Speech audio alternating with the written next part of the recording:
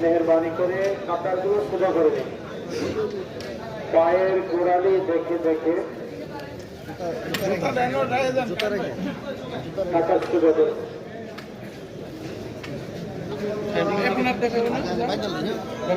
দক্ষিণ পাশে পর্যাপ্ত জায়গা আছে এবং পেছনেও কাঁটার করে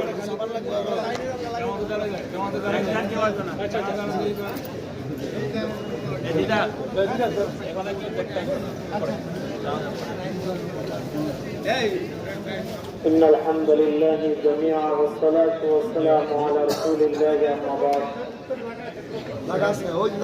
সম্মানিত হাজিরিন, মেহরবানি করে কাঁটার সোজা করবে।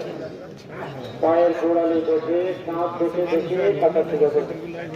দক্ষিণ পার্শ্বে জায়গা আছে এবং পেছনে আরো কাঁটার করে নিতে পারে। দক্ষিণ পার্শ্ব পর্যাপ্ত জায়গা আছে। আপনারা